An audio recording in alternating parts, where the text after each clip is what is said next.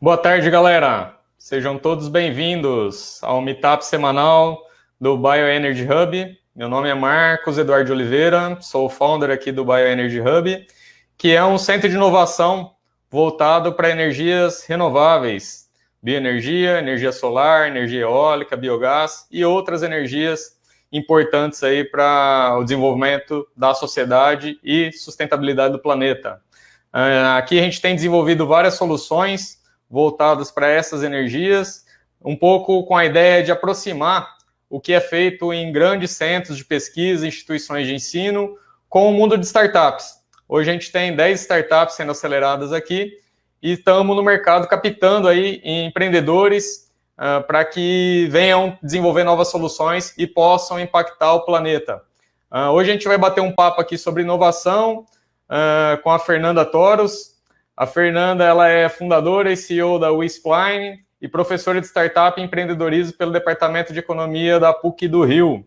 A ideia é a gente bater um papo e depois, se vocês tiverem alguma dúvida, por favor, podem ir colocando aí que a gente vai trocando informação e nesse bate-papo aí importante para entender um pouco o que é um centro de inovação e como ele pode ajudar a desenvolver os ecossistemas locais. Oi, Fernanda. Boa tarde. Oi, tudo bem, Marcos? É um prazer estar aqui, obrigada pelo convite.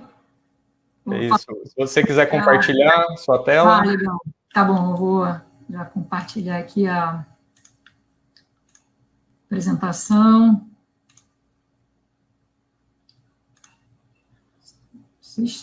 Já dá para ver a apresentação? Tá ótimo, Fernanda. É com você aí. Qualquer coisa você me chama, eu tô por aqui, tá bom? Tá bom. Obrigado pela presença. Valeu. Então, pessoal, hoje eu vou falar sobre o papel dos hubs privados no fomento ao ecossistema de inovação. Vou falar um pouco sobre o que são os TTOs, que são os Technology Transfer Offices, são as agências de transferência de tecnologia de universidade, vou falar sobre incubadoras, aceleradoras e sobre hubs também privados, como o próprio Bioenergy Hub, né?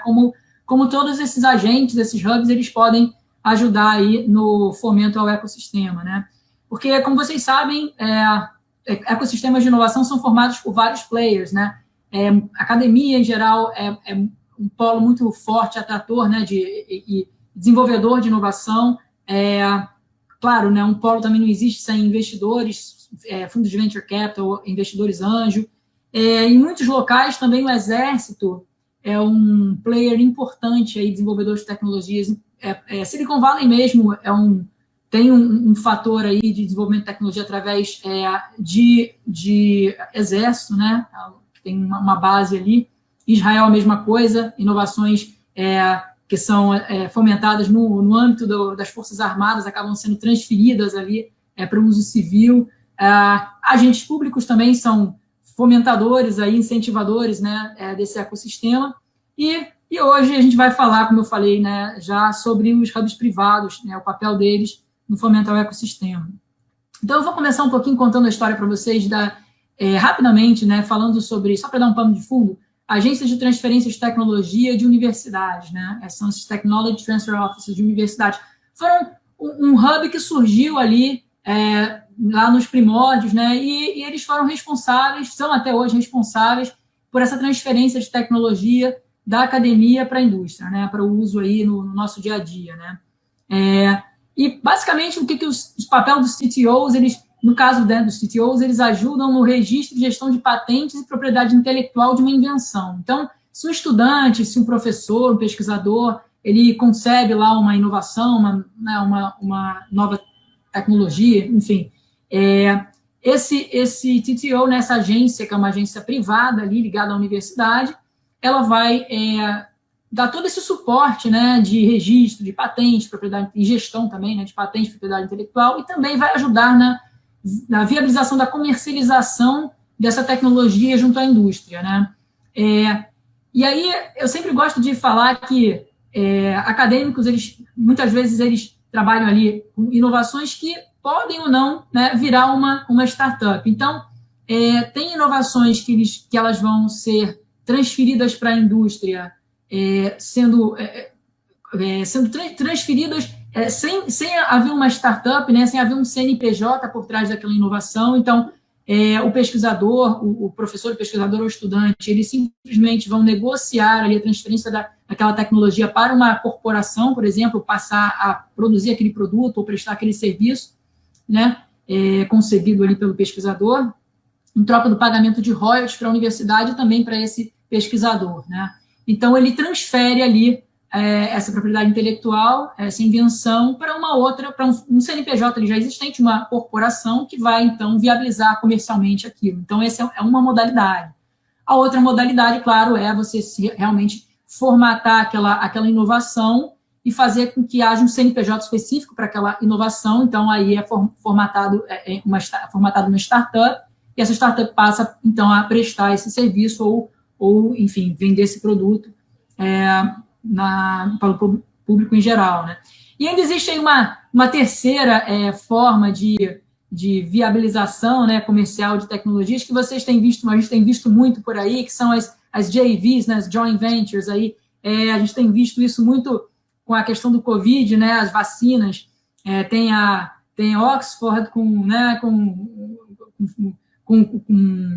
se junta com um laboratório aí, farmacêutico, então pesquisadores da Universidade de Oxford se juntam aí com uma grande corporação do setor farmacêutico para poder viabilizar, né, esse produto, essa invenção. Então, existe a possibilidade também de haver uma JV, né, para que isso seja comercializado. Então, eu só quis falar um pouco dessas possibilidades, né, essas formas de empreendedores viabilizarem esse tipo de inovação junto a grandes corporações, ou não, né, ou solo, né, um voo solo.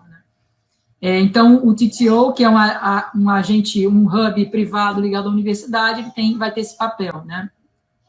E aí, esses TTOs, né, esses agentes privados, esses hubs, eles surgiram lá na década de 80, né, do século passado já, né, nos Estados Unidos, e em 1980, especificamente, né, os Estados Unidos assinaram esse Patent and Trademark Law Amendments Act, conhecido como Bayh-Dole Act, e essa lei ela permitiu, né, que universidades pudessem requerer a propriedade intelectual das invenções feitas nas suas dependências ou a partir da utilização de seus recursos. Né? Então, isso permitiu uma explosão ali da transferência de tecnologia da academia para a indústria, porque as universidades elas começaram a se sentir financeiramente, né, estimuladas a fazer essa transferência de tecnologia, porque as universidades iam, né, começar a receber dinheiro, royalties, por estar incentivando, por estar viabilizando essas tecnologias ali. Né? E aí, eu gosto de contar sempre um exemplo prático ali do Mosaic, não é um exemplo muito, muito bonito, vocês vão achar a história meio triste, mas, enfim, é um exemplo que a gente tem aí dos primórdios dessa lei ali, né? O Mosaic, muitos não sei se lembram ou se sabem, foi o primeiro web browser realmente popular. Não foi o primeiro inventado, mas foi o primeiro que realmente foi popular, né? Que popularizou a World Wide Web, né? Eu até coloquei aqui uma história breve sobre ele, mas esse browser ele foi desenvolvido nas dependências da Universidade de Illinois, Urbana-Champaign, que por acaso foi onde eu fiz o meu doutorado, então eu conheço essa história ali em loco, conversando com o pessoal, né? A história basicamente é 2 estudantes, estagiários ali do National Center for Supercomputing Applications, que é conhecido como NCSA, que é um prédio enorme lá onde tem o supercomputador da universidade. Eles eram estagiários e nas horas vagas eles foram fazendo o web browser, eles inventaram ali o web browser. E como isso tudo foi feito nas dependências, foi feito no lab da universidade, no final das contas, a universidade acabou requerendo a propriedade intelectual desse browser, porque disse que foi os recursos dela, né, o edifício e tudo mais, foi usado ali para conceber ali a inovação. Né? Então, esse é um exemplo meio chato, porque foi meio decepcionante ali para os estudantes, eles queriam, quando se formassem, eles queriam abrir uma empresa e levar isso, enfim, adiante, mas a universidade entrou na justiça e conseguiu, enfim, a patente, a propriedade intelectual dessa invenção, mas para vocês não ficarem muito tristes com o final da história, a história, na verdade, não acaba aí. Esses 2 meninos, eles acabaram se revoltando aí, foram embora, foram para Silicon Valley, acabaram fundando uma nova empresa, e o browser que, sim, esse acho que todo mundo conhece, que é o Netscape. Foram eles os fundadores do Netscape. E o que aconteceu com o Mosaic? Ficou lá na Universidade de Illinois, ninguém mais tocava aquilo, ninguém mais fazia update daquela versão tosca lá, acabou ficando completamente desatualizado, ninguém mais usa, virou uma peça de museu que está lá, né? Existe hoje, ainda funciona, mas é uma peça de museu, ninguém usa.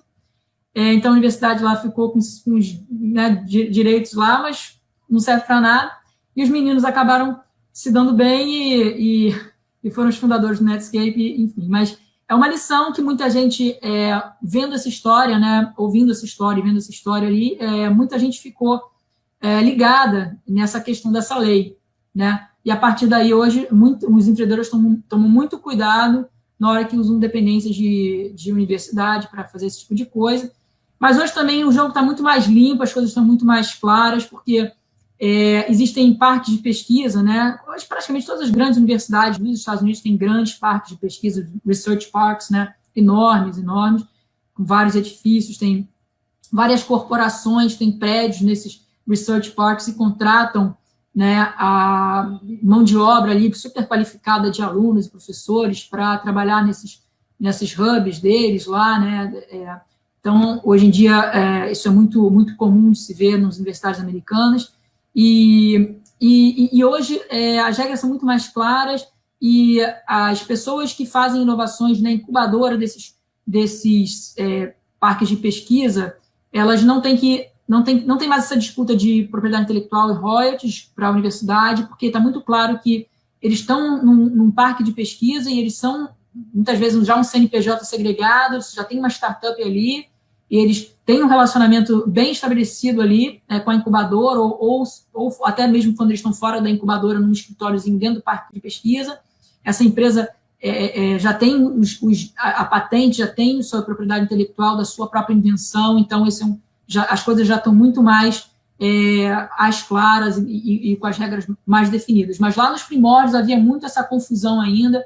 Então, o que acontece hoje é que, se uma startup está incubada numa incubadora de uma universidade, ela tem propriedade intelectual dessa sua invenção, se ela não usar labs específicos da universidade, ou seja, se ela não for um prédio lá onde, né, fica o departamento de química ou o departamento de física, uma coisa muito específica, e use o laboratório, especificamente o laboratório da universidade, aí sim pode ter essa disputa.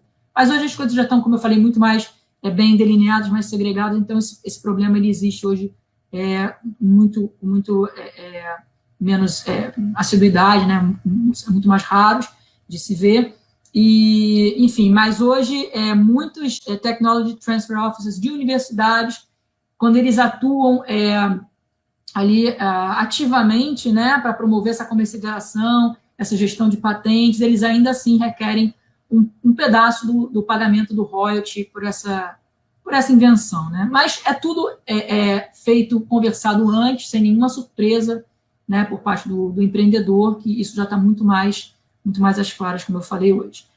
E aí tem pessoas que discutem um pouco esse modelo, né, o modelo americano. Na Suécia, por exemplo, é diferente, o pesquisador pode manter propriedade intelectual das suas invenções, então cada país, na verdade, tem as suas próprias regras ali. Mas o curioso é que isso, né, essa onda aí começou na década de 80 nos Estados Unidos, se popularizou hoje no mundo inteiro, então começou a surgir todas essas agências privadas de comercialização, de fomento à inovação, de atração de startups ali para trabalhar lá junto ali com o pessoal, para fomentar a disseminação, a comercialização. Isso começou realmente a ser popularizado a partir desses Technology Transfer Offices americanos, né? E aí se espalhou pelo mundo em formatos diferentes. Alguns desses formatos até nem são ligados à universidade, são agências independentes, são hubs independentes. Só falando rapidamente aqui sobre o caso israelense também, que é um benchmark super interessante. Tem o Instituto Weizmann, né, que ele ganha bilhões de dólares em royalties, para vocês verem só como é que vale a pena realmente fomentar essas inovações em ambiente acadêmico e ter esses contratos de compartilhamento de pagamento de royalties, né, um pedaço para a universidade, um pedaço para o pesquisador, né, para o inventor ali. Por exemplo, de 2011 a 2017, eles ganharam cerca de 8,5 bilhões de shekels, né, mais ou menos A paridade com o real é parecida, né? Então, aí pouco mais disso aí em reais. E esse IEDA é uma empresa privada, né, do Instituto Weizmann, do TTO do Weizmann, e eles são muito fortes em indústria farmacêutica. Então, o tema deles, eles têm eles não têm nenhuma indústria que eles proíbem, assim, não vamos trabalhar com siderurgia, não vamos trabalhar com isso, não é bem assim, mas eles tendem a ser mais fortes, realmente, porque o departamento deles ali de pesquisa farmacêutica é muito forte, então eles tendem a ser bastante fortes em indústria farmacêutica. E aí tem essa questão desse remédio especial, que é o Copaxone para esclerose múltipla, enfim, que é um carro-chefe de pagamento de royalties, no caso deles, né? Tem esse outro TTO, esse Yusun, ele é da Universidade Hebraica, né, da Hebrew University.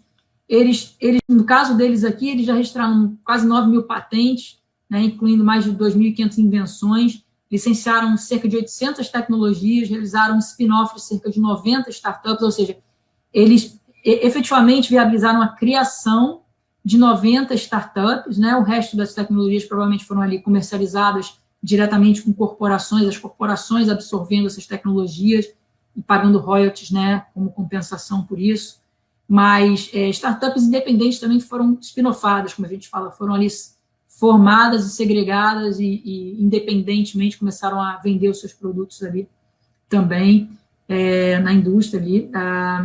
E aí, esses produtos comercializados através desse TTO aqui geraram mais de 2 bilhões de dólares em vendas anuais, só para vocês terem uma noção de como é importante, né, esses hubs privados de fomento à disseminação de tecnologia, como eles conseguem viabilizar, realmente ajudar a alavancar, viabilizar a venda dessas inovações, a distribuição dessas inovações e até mesmo a formação de startups independentes que vão comercializar os seus produtos, né? Então, realmente, provavelmente, sem esses hubs privados, essas inovações, muitas delas talvez não teriam nem saído ali do ambiente acadêmico, né? E talvez algumas delas nem saíram do papel. Então, realmente, são agentes muito relevantes ali. E também, só para citar um caso brasileiro, de agência de transferência de tecnologia, tem a agência da agência PUC-Rio de Inovação. Eu sempre falo sobre ela porque eu sou carioca, estudei na PUC, dou aula na PUC, então eu conheço bem esse case, então eu costumo citar ele como exemplo, mas, enfim, pelo Brasil afora aí, está cheio de agências de transferência de tecnologia de várias universidades aí super relevantes também. E eles, mais uma vez, eles também ajudam na gestão do portfólio de propriedade intelectual dessas inovações, eles fazem a proteção, a valorização, eles avaliam quanto vale, né, essas inovações também, e viabilizam a comercialização delas, e também a criação de startups, né, ou parceria, né, com empresas, né, para transferência de tecnologia. Então, são um hub aí, um exemplo relevante. E aí, na verdade, aqui eu reforço só o que eu falei antes, né? Existem basicamente 3 modalidades aí de colaboração, né? De viabilização dessas tecnologias da academia para a indústria. Uma forma é você não fazer uma startup independente, mas você transferir essa tecnologia para uma corporação e ela vai ser responsável por comercializar essa tecnologia, essa invenção, junto ao público ali em geral. E aí a corporação paga um royalty, né, para a universidade, para os inventores. A segunda forma é realmente a formação de um CNPJ segregado, onde a startup é uma entidade separada ali, e ela vai tomar frente disso, ela vai produzir, ela vai comercializar seu próprio produto, sua própria invenção.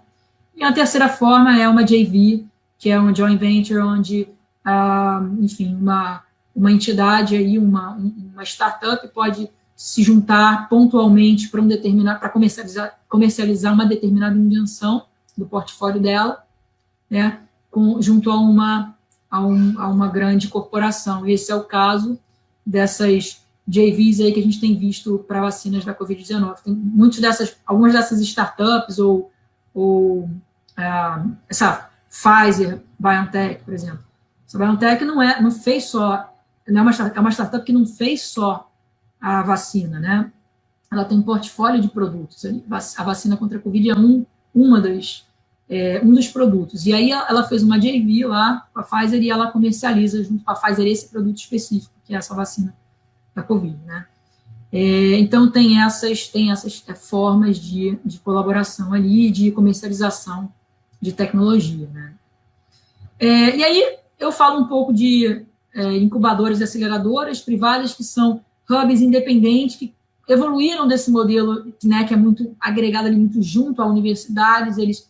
Essas incubadoras e aceleradoras privadas independentes, elas trabalham solo, vamos dizer assim, muitas vezes, claro, que colaborando pontualmente com universidades, mas elas não estão, assim, intimamente ligadas a uma universidade ou a nenhuma instituição, muitas das vezes, né? Muitas das vezes elas são simplesmente independentes. E aí tem alguns exemplos aqui. Um exemplo nos Estados Unidos que é Benchmark, que é o Y Combinator, né? Muita gente já conhece também. Aqui no Brasil tem a ACE. Aqui tem a incubadora da COP, que no caso ela é uma incubadora ligada à universidade, não é uma agência de transferência de tecnologia, na verdade é uma incubadora, no caso ela é ligada ao UFRJ. E tem a fábrica de startups, que é também um case bastante conhecido no Brasil, que é um hub privado que ele trabalha com grandes corporações para inovação aberta, ou seja, ele faz esse matching entre grandes corporações e startups, e ele faz com que corporações e startups possam trabalhar juntas em projetos em comum, de forma que a startup possa desenvolver coisas que sejam do interesse das corporações, né? Então, a startup aí já conseguiria um cliente grande, né, para viabilizar o seu produto, um cliente âncora, vamos dizer assim. Então, é do interesse de ambas as partes nesse modelo, corporação e startup, né, trabalhar juntas. Então, esse é um outro modelo aí que existe. Então, só falando aqui rapidamente da incubadora da COP, que, de novo, não é uma agência de transferência, não é um TTO, é uma incubadora que existe dentro da universidade, da UFRJ. Eu cheguei a entrevistar, na verdade, a coordenadora da incubadora, a Isabela Kingston. Quem tiver interesse em ver a íntegra da entrevista, está lá na minha rede social, pode me procurar no LinkedIn, lá tem, na minha área de postagens lá do LinkedIn tem um link para entrevista. E aí, só para ressaltar alguns pontos que a gente discutiu, no caso dessa incubadora, os empreendedores não pagam royalties para a universidade, a incubadora não pede equity, participação societária na startup também. Na verdade, eles só cobram um FII mensal, né, que é um pacote que inclui espaço físico, consultorias específicas. Essa pessoa tem dificuldade em marketing, tem dificuldade em finanças, enfim, consultorias específicas. E networking, né, para acesso a clientes e investidores. Eles fazem essa ponte aí com clientes, com potenciais clientes, com empresas, e também com potenciais investidores. Eles viabilizam ali Demo Days, né, que são os eventos aí de pitch para investidores verem, né, o pitch das empresas que estão incubadas lá, das startups que estão incubadas. Então, é bastante legal ali, né, porque nesse caso aqui não envolve, você não tem que dar equity da sua startup, você paga esse FII mensal e tem acesso a todos esses benefícios aqui. Uma coisa também que eles estão querendo explorar melhor, talvez seja um plano para o futuro, seja uma forma de trabalhar melhor a internacionalização das tecnologias, né? Porque ainda é uma área que o Brasil ainda tem muito que explorar, né? Se você pega uma startup israelense, desde o dia 1, os empreendedores já pensam em se internacionalizar, até porque o mercado consumidor de Israel é muito pequeno, tem só 9 milhões de pessoas, habitantes em Israel, ao passo que nos Estados Unidos tem mais de 300 milhões de pessoas, então é óbvio que é muito melhor você fazer um produto para vender no mercado americano do que para vender no mercado israelense. Então, os empreendedores israelenses já têm muito mais essa pegada de internacionalização. Isso é uma coisa que pela nossa facilidade de ter um mercado consumidor grande, né, mais de 200 milhões de pessoas no Brasil, a gente acaba, né, se acomodando, muitas vezes o empreendedor acaba meio que se acomodando, de certa maneira, entre aspas, né, e fazendo um produto aqui para vender no mercado doméstico e acaba postergando muito, e muitas vezes nem se internacionalizando, né. Então, essa é uma das coisas, talvez, que sejam interessantes de serem exploradas, e eu conversei isso com a Isabela lá, e ela tem esse interesse em tentar fomentar mais isso, né, internacionalização mais, mesmo early stage, mesmo no estágio mais inicial ali da startup. não só por uma questão agressiva de conquistar outros mercados logo, nem só isso, é muito mais, até uma questão defensiva, porque o que a gente tem visto hoje é que tecnologias não têm fronteiras, né? Então, se o empreendedor brasileiro ele consegue aí uma inovação legal, bacana, começa a ser utilizada aqui no mercado brasileiro, nada impede que um outro empreendedor americano, chinês, ou israelense, ou sei lá, qualquer outro lugar do mundo, tenha uma mesma ideia, comece a desenvolver um produto igual ou muito similar e comece até a ameaçar esse empreendedor brasileiro. Comece a tentar vender o produto dele, né? Tropicalizar aqui o produto dele, vender o produto dele no Brasil. E se ele se tornar tão maior, já dominando o mundo inteiro e depois chegar ao Brasil, talvez é possível até que ele vença aqui, né? E consiga até dominar o mercado brasileiro e tirar o empreendedor brasileiro, ali, a startup brasileira do mercado, ou pelo menos ameaçar bastante, né, o posicionamento que a startup brasileira conseguiu conquistar. Então, até por uma questão defensiva, muitas startups brasileiras estão começando a já ficar de olho nisso e tentar se internacionalizar logo no estágio, talvez não tão inicial, mas também não esperar demais para ficar tão maduro assim, mas já, né, começar a pensar em se internacionalizar. Então, falando um pouco agora sobre o Y Combinator, esse Y Combinator, que é um benchmark ali, né, uma aceleradora Silicon Valley, que ela é tida como uma das melhores, né, do mundo aí. Ela foi lançada em março de 2005, acelerou mais de 2.000 empresas, incluindo o Stripe, Airbnb, um monte de empresas aí que vocês conhecem. Valuation combinado das principais empresas aceleradas lá, mais de 155 bilhões de dólares, que é o valuation combinado das principais empresas. Então, para vocês verem que essas instituições, elas realmente, de novo, elas realmente alavancam as startups. É muito complicado, né? Você, sendo empreendedor, você conquistar o mercado sozinho, fazer tudo sozinho. Claro que é possível que você faça tudo sozinho, mas provavelmente você pode ganhar mais tempo, fazer o que você teria feito sei lá, em alguns anos, talvez em alguns meses, se você for alavancado por um programa desses, né? Então, é um ganha-ganha ali, né? Eu acho que claro que é uma questão também de procurar os hubs certos, as pessoas sérias, os programas sérios, mas, assim, se isso for feito de uma maneira séria, tem uma possibilidade de sucesso muito maior em um curto espaço de tempo, né? Um espaço de tempo muito menor do que se fosse feito um voo solo, né? E aí nesse slide eu falo um pouquinho como funciona o programa, as startups se mudam para o Vale do Silício por 3 meses, e aí eles fazem treinamento de pitch, apresentam um pitch para os investidores, tem um demo day, né? Toda essa história padrão ali de programas de aceleração. E aí, mas uma coisa legal é que o relacionamento da startup com o Y Combinator não termina só no demo day, eles têm uma rede ali de ex-acelerados, eles ajudam os fundadores pela vida inteira da empresa, né? E aí, como é que eles funcionam, né? O Y Combinator, eles selecionam 2 ou mais lotes de empresas por ano, e aí essas empresas recebem um seed, consultorias, conexões, em troca de 7% do equity. Aí, nesse caso, a empresa, a startup, tem que deixar 7% do equity lá com o Y Combinator, mas essa troca, vamos dizer assim, né, tem se mostrado muito justa, porque, assim, eles realmente são mega alavancadores da empresa, né? Então, eles realmente fazem de tudo ali, viram quase cofundadores ali, né? Ajudam muito os fundadores nesse programa, né? E aí, falando desse outro modelo aqui, do modelo da fábrica de startups, que eu até cheguei a mencionar rapidamente, né, anteriormente, eles são um centro, né, um hub privado que faz esse matching entre startups e corporações. Então, eles conseguem casar, né, tecnologias interessantes, desenvolvidas ali por startups, com grandes corporações que possam se interessar em adotar essas tecnologias, né? Então, essas grandes corporações muitas vezes viram clientes dessas tecnologias, algumas outras vezes até compram, né, fazem M&A e compram essas startups, ou fazem JVs, ou fazem investimentos através do Corporate Venture Capital, né, que são fundos que algumas das corporações têm para investimento em Venture Capital, né? Então, tem várias várias formas ali desse relacionamento se dar, né, entre startups e corporações.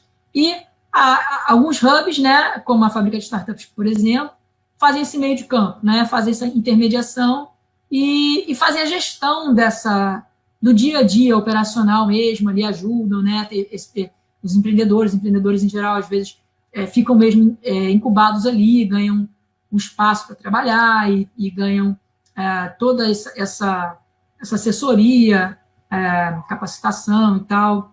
Então, é uma modalidade bastante interessante, né, para empreendedores que tenham tecnologias B2B, né, que sejam business to business, e que possam, né, vender para grandes clientes, ali, grandes corporações, no caso.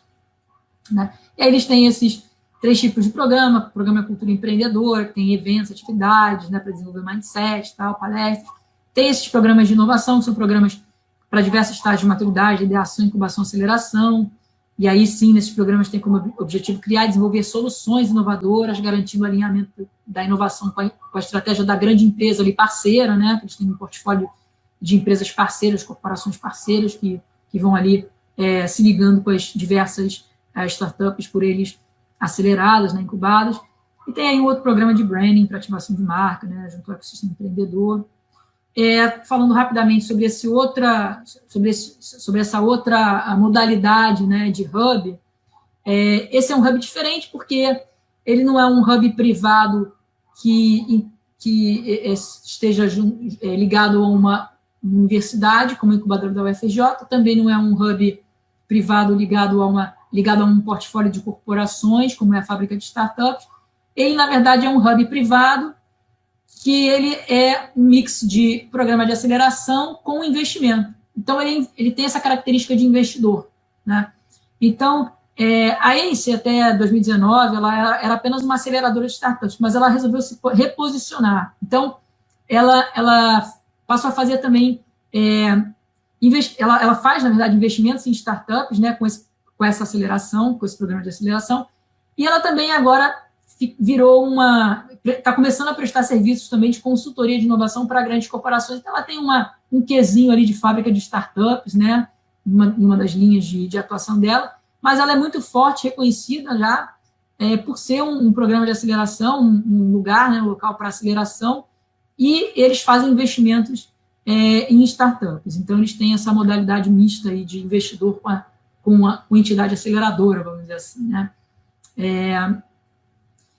Então, eles anunciaram aí, né, ano passado, que eles criaram um fundo aí de 100 milhões, né, para investimentos em pré-seed, do pré-seed até Series A. No modelo antigo de investimento deles, eles faziam uma aceleração, né, eles aceleravam as startups e as startups recebiam R$150 mil em troca de 10% do equity, mas com esse novo fundo aqui de 100 milhões, esse valor aqui de investimento não é um valor hoje pré-definido e nem esse percentual do equity está fixo mais, então eles vão avaliar caso a caso, né, para definir aí quanto que eles vão estar aportando em cada startup e em troca de qual percentual da startup eles vão estar aportando esses recursos, né.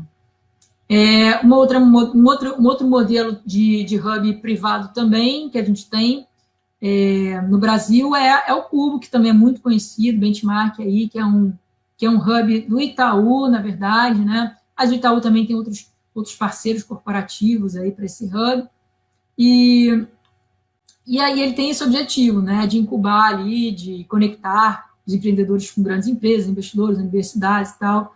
E aí os mantenedores são não só o Itaú, mas tem esses outros mantenedores também. Então, um modelo interessante. E aí, finalmente, aí falando sobre o Bioenergy Hub, que vocês, né, conhecem, que é um centro é um centro novo, né? É um centro de inovação, referência em energias renováveis, etanol, biomassa, biogás, biodiesel, solar, eólica, etc.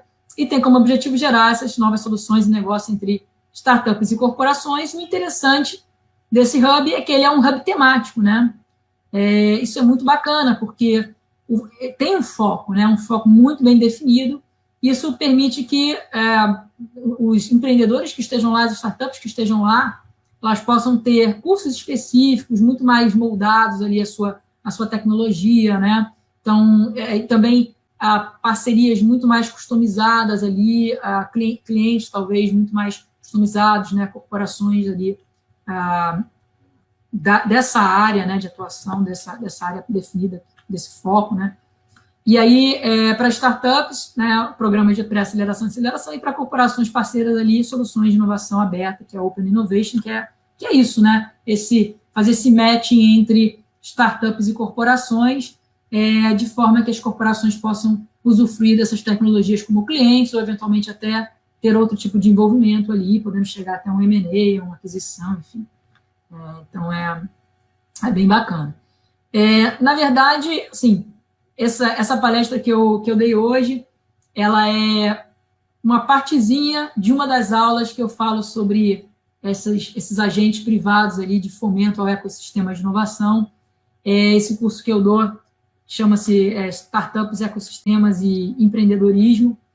É um curso de 2 semanas. Na primeira semana, eu dou uma visão macro do ecossistema de inovação, então eu falo sobre todos esses players do ecossistema de inovação, com detalhes, com exemplos. Então, eu falo sobre investidores, eu falo, né, sobre universidades, enfim, e faço um estudo comparativo entre ecossistemas do ecossistema brasileiro, o americano e o israelense, dando exemplos práticos, né, de programas de fomento, um monte de coisa, informações relevantes para quem quer conhecer mais o ecossistema brasileiro e também quer conhecer outros ecossistemas, como, por exemplo, o ecossistema americano e o ecossistema israelense, que são os 2 benchmarks internacionais que eu estou usando aí para esses estudos comparativos, né?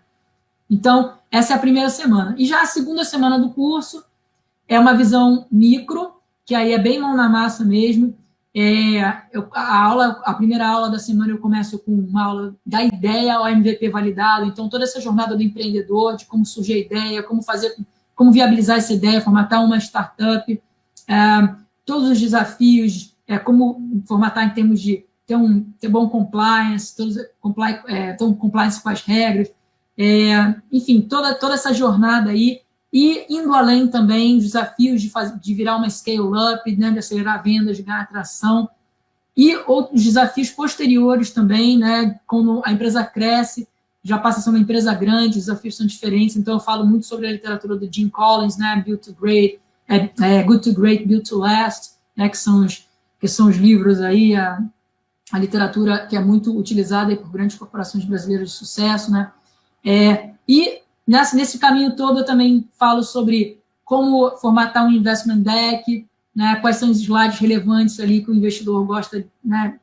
quer ver ali no investment deck, e também essa parte do curso que eu falo também sobre valuation é muito forte, né, dado o meu background também, trabalhei muito tempo no mercado financeiro, mais de 10 anos em fundo de investimento, então eu falo sobre como fazer um valuation de uma startup, quando ela começa a gerar um pouco de receita, né, que eu falo sobre o modelo DCF, falo sobre valuation via múltiplos, né, que é por comparação, e anteriormente eu falo como a gente pode captar recursos quando a gente ainda está na fase de ideação ou de um protótipo, ainda não está gerando propriamente receita, como captar recursos e fazer um valuation ou algo parecido com isso, né? Na verdade, eu falo sobre Convertible Note, que é um instrumento muito utilizado lá fora, aqui no Brasil é muito conversível, né, que é esse instrumento, e eu falo sobre isso, sobre esse instrumento, explico, dou exemplos práticos de como usar, como converter o note, né, a dívida em equity. Então, ele é bem didático nesse sentido e é bem útil para empreendedores que recorrentemente têm essa dúvida, né, de como ir lá frente ao investidor, como fazer o valuation da sua startup. Então, essa é uma questão também respondida nesse curso. Então, aí é um curso bem completo, bem bacana. Quem tiver interesse em dar uma olhada lá, mais informações, tem o link para a página, né? Então, espero vê-los por lá, né? E a próxima edição vai começar agora no dia 22 de fevereiro.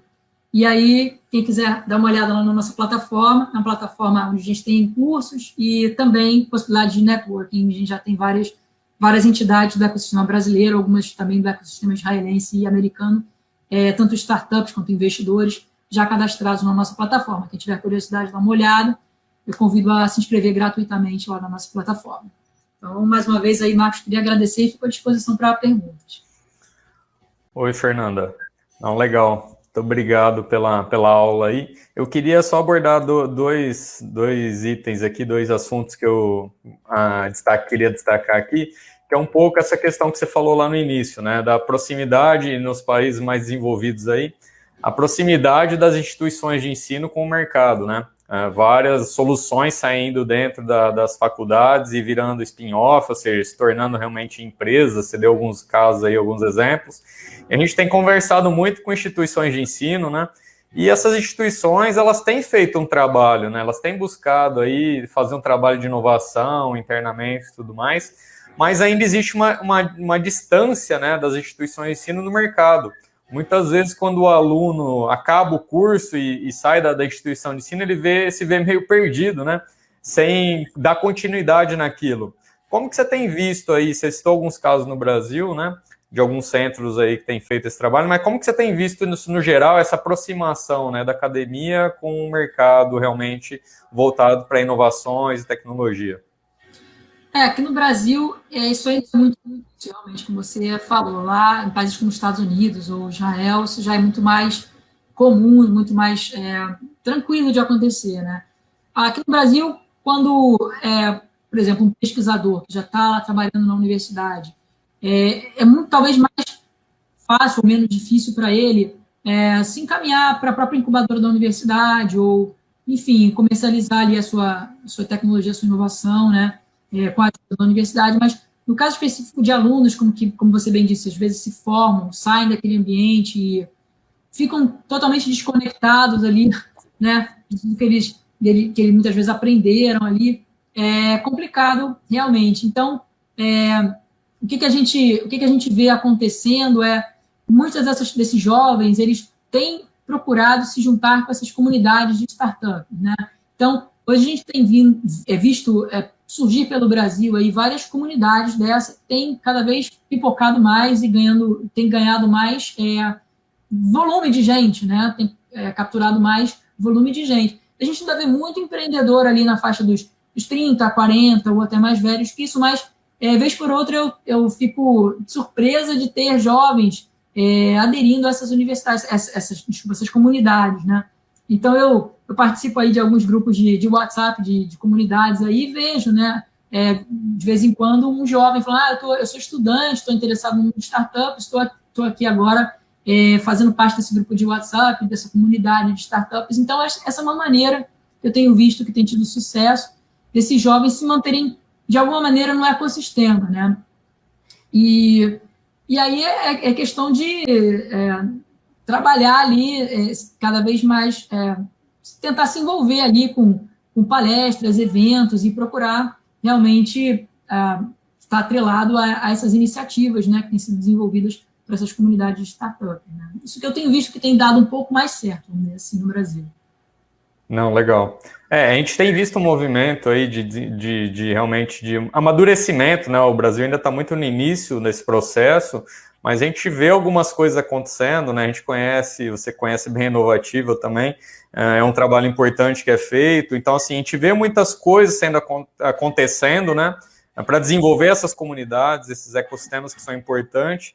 E uma coisa que você falou isso é importantíssimo, porque em tecnologia, na inovação, é o que você falou, o empreendedor ficar tentando lá sozinho, sem conexão com ninguém, desenvolver uma solução, ficar tentando bater cabeça lá e tentar resolver o problema por muito tempo, ele, primeiro, né, a tecnologia muitas vezes muda durante ele estar desenvolvendo aquilo, e às vezes ela deixa de ser, realmente tem importância, ela é substituída por uma outra tecnologia, ou vem um outro concorrente e lança uma coisa muito mais rápida. Então, essa conexão, né, de participar desses ecossistemas, de entender um pouco esse movimento de inovação, a gente fala, inovação é conexão, né?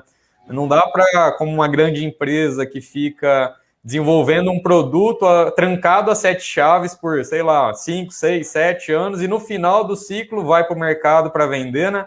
Uma startup é muito diferente o ciclo, né? Não tem esse tempo todo, não tem recurso para que ele fique desenvolvendo e batendo cabeça sozinho. Então, isso que você falou, participar dessas comunidades, entender um pouco esse movimento, e hoje a gente fala, né, a questão da tecnologia do online facilita isso, né, porque hoje você não precisa mais ir fisicamente a um local, né, você tem disponível aí pela internet vários processos e várias comunidades online, então acho que isso ajuda. Então eu queria a sua opinião um pouco disso que você já falou, né, desse empreendedor que fica tentando bater cabeça e como que as comunidades realmente podem ajudá-lo, né? Essa questão do empreendedor, às vezes, insistindo em uma dada solução, que pode até ser uma solução boa, pode não ter nada de errado com a solução dele, mas muitas vezes ele pode não estar conseguindo viabilizar aquilo por isso, né? Por talvez falta de networking de potenciais clientes, né? Ou mesmo falta de networking para conseguir um investimento substancial que possa realmente fazer com que aquela startup mude de patamar, né? Porque uma coisa é você estar ali com a sua startup ganhando, né, clientes ali dia a dia, sei lá o quê, né, crescendo num passo normal. Outra coisa é você fazer um crescimento mais para exponencial mesmo. E muitas vezes você precisa ali captar né, recursos substanciais para mudar de patamar. Então, até para você conseguir investidor, muitas das vezes, é interessante você estar plugado numa comunidade ou mesmo num hub desses. E aí é uma questão de também saber selecionar, né? Porque, como eu também falei, tem muitos, hoje em dia, muitos programas de aceleração, incubação aí, que também virou um pouco de moda, né? Lançar. Então, tem que separar o joio do trigo, ver os hubs que são realmente sérios, como o seu hub, por exemplo, né? E outros hubs que são sérios, fazem um trabalho sério, com outros que estão aí, que lançam qualquer, né, programa de aceleração e tentam vender, que a gente sabe que não é bem assim. A gente que já conhece um pouco do ecossistema sabe aí. Então, eu sempre recomendo que o empreendedor venha aderir a um programa legal, venha pesquisar sobre o programa para ver se realmente vale a pena e estar sempre junto ali de uma comunidade de startups e, possivelmente, se ele já tiver uma ideia, uma coisa mais para ser amadurecida, já aplicar, né, para ser aceito, para ser incubado ou trabalhar junto a um hub. Né? Isso é bastante interessante. Legal, legal. Bom, um pouco você falou de vários modelos, né? O Bioenergy Hub é uma mistura aí, a gente pôs no liquidificador aí, misturou algumas dessas coisas, a gente não inventou nada aqui. A gente atua também no modelo equity free, né? Para não prejudicar o empreendedor no início. A gente sabe que o investidor ele tem que entrar no momento certo da startup, né? Se ele entrar no momento que a startup não está pronta para receber investimento, ele mais atrapalha do que ajuda, porque todas as rodadas subsequentes de investimento vão ser baseadas por aquela inicial, né? E aí o valuation lá no início é muito baixo, né? Então, a gente trabalha nesse modelo de equity free. O que você falou é muito importante, que é um centro de inovação muito focado, né, em um assunto específico, energias renováveis, apesar que é um assunto bem abrangente, né? A gente tem várias, dentro desse guarda-chuva, tem várias soluções que podem ser desenvolvidas, mas a potência, né, de conexão com empresas que são do setor e com especialistas, né, que conhecem esses setores e podem ajudar no desenvolvimento dessa solução, a potência disso é maior, né? Então, esses hubs temáticos que costumam surgir, como o nosso tem surgido, é realmente ajudar o desenvolvedor que quer trabalhar num setor específico, né, que pode ser potencializado. Então, esse é um pouco o trabalho que a gente tem feito, de conectar, né, o trabalho do Hub, como você mostrou aí, também é muito de conexão, né, é de entender a demanda do empreendedor e entregar isso para o mercado, né, entregar essa demanda lá, a solução para as empresas que estão precisando de uma solução nova, fazer essa integração com comunidade, integração com centros de pesquisa, instituições de ensino, ou seja, se aproximar disso para que a gente fala, um centro de inovação, se ele não tiver um ecossistema fortalecido, né, sustentando ele acaba virando um espaço que não gera nenhum tipo de inovação. Né? Então, a importância realmente de criar essa conexão com todos esses agentes de inovação que existem aí, trabalhando, fazendo trabalhos importantes, né? Como a gente falou, nos centros de pesquisa das universidades, são feitos trabalhos fantásticos, né? Então, a ideia não é substituir, mas é conectar e ver como a gente pode potencializar isso, né? Para que o cara no final, o aluno lá no final de um curso, não faça entregue um TCC e isso fica engavetado. E muitas vezes existem soluções fantásticas, né, desenvolvidas dentro das faculdades, de empreendedores que não conseguem caminhar com essas soluções, que poderiam estar aí no mercado, ajudando o setor, ajudando ele próprio, né, como solução, uma empresa, e ajudando a desenvolver o mercado, né? Então é muito nesse sentido, né? Bacana, cara. Não, legal, acho que Fernanda, te agradecer, queria que você fizesse suas considerações finais aí, muito obrigado pelo bate-papo e gostaria que você fizesse o encerramento aí, deixasse seus contatos, a gente vai depois colocar na descrição aqui todas as informações, mas dá um último recado aí. Eu queria novamente agradecer pela oportunidade de falar sobre o tema, né, que é um tema apaixonante, eu gosto bastante de falar sobre ecossistema de inovação, e agradecer, eu estou à disposição, eu espero ver algumas dessas pessoas que assistiram, tiveram a oportunidade de assistir aí a palestra hoje, lá na WISPLAN, lá no curso, se gostarem, e é isso, estou à disposição para outras discussões interessantes no futuro. Beleza, Fernanda. Muito obrigado, viu? Um abraço. Até mais. Tchau. Bom, galera, assim a gente encerra o nosso primeiro meetup. Lembrando vocês que toda semana a gente vai trazer um meetup nesse horário, às terças-feiras, voltado para o setor de energias renováveis. Então, assuntos relacionados à inovação, relacionados à bioenergia, energia solar. O próximo, inclusive, na próxima semana, a gente vai fazer uma mentoria coletiva aí sobre o setor de bioenergia. Então, fiquem ligados aí nos nossos canais e acessem a nossa rede e conecte-se, né? Conecte-se, vamos trocar experiências e gerar novas empresas e novas startups. Um abraço e até mais.